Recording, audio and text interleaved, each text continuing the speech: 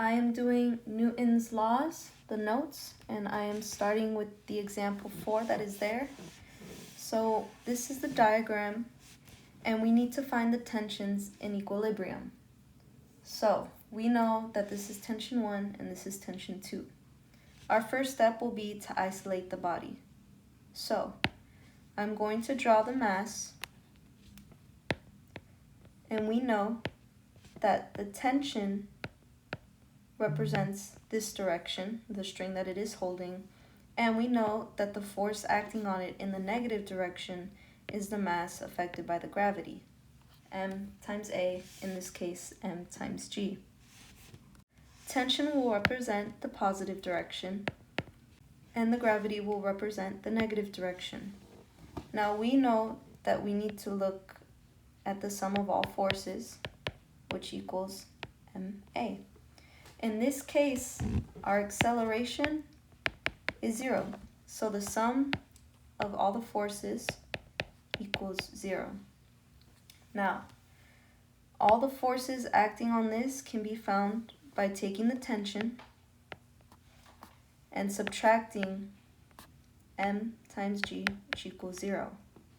And if we do this, we find that T equals mg. This T will be our T3, which means it is representing the tension here. But we must find T1 and T2. So we know that the angle for T1 is 10 and the angle for T2 is 30. We can also make a line here, and we know that this angle here is the same as theta 1, and this angle here is the same as theta 2, which is 10 degrees and 30 degrees. Now, this line will represent our x, and this line can represent our y. I'm going to say that this will be the positive direction, and this is going to be the negative direction. So first we will look at the sum of the forces in the x direction, which will equal mass times acceleration in the x direction. And in this case, we know that this represents our x. So if our hypotenuse is T2 and we are given the angle 30, our x line will be adjacent to the angle. So if it is adjacent, that means we are dealing with cosine. So we can write T2, our hypotenuse, cosine 30 equals max. But we also have to think about the T1 going in the opposite direction, which would be T1 cosine 10. And now we can add these together and get the equation of T2 cosine 30 in our positive direction minus T1 cosine 10, because we established that that will be our negative direction, equals max. And this will be our sum of forces in the x direction. Now we can find the y. When we look at our graph or our diagram, we see that this will be our y, and that means that it'll be opposite to the angle, which means we're dealing with sine. So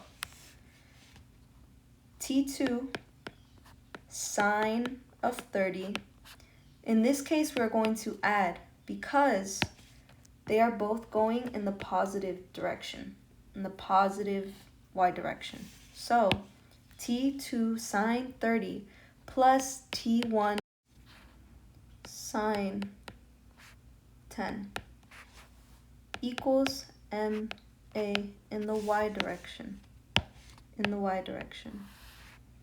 However, we're not done. We have considered these values in the positive y direction. But we cannot forget about our T3, about our mass object moving in the negative y direction, which is represented by mg. So,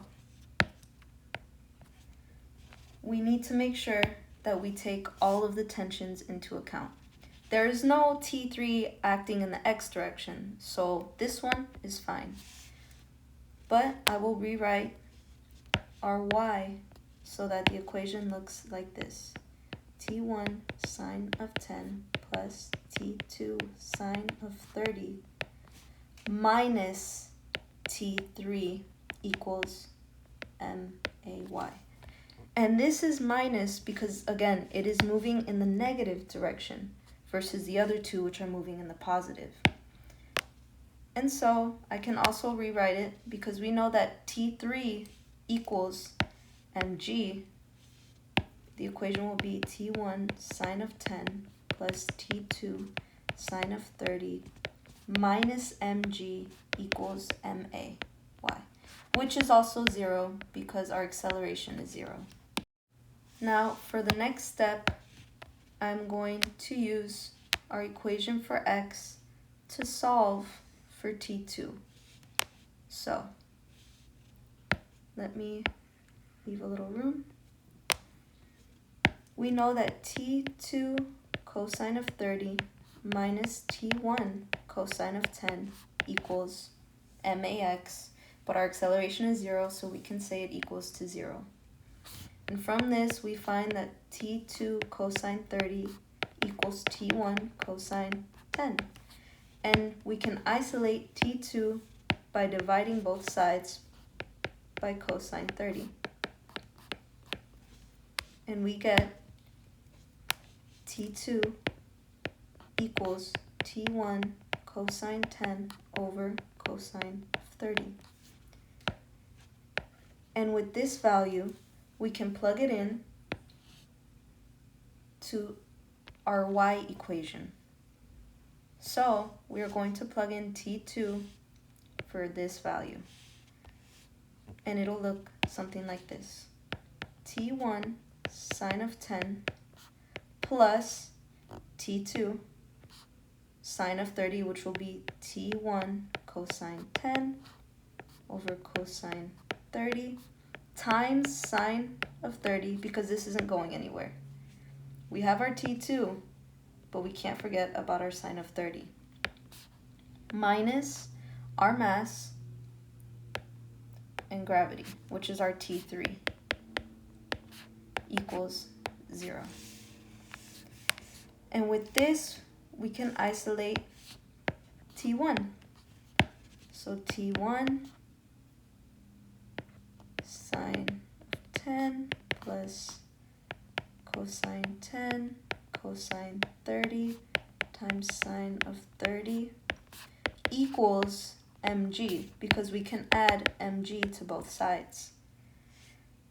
To further simplify, we can divide this equation on both sides, and our resulting answer will be T1 equals mg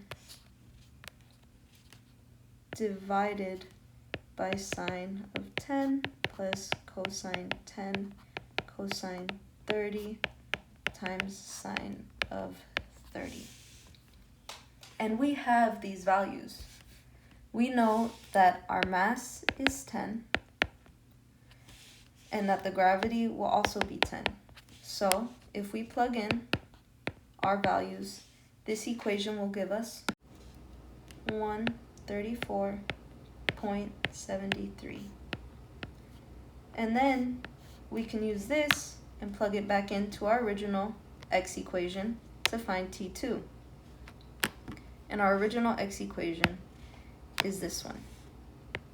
So to find T2, we'll plug in our answer for T1, which was 134.73. And now we can write our equation as T2 equals, T2 cosine 30 minus 134.7 cosine 10 equals 0, which is T2 cosine 30 equal to 134.7 cosine 10. We can divide cosine 30 by both sides, and we will get T2 equals 153.18.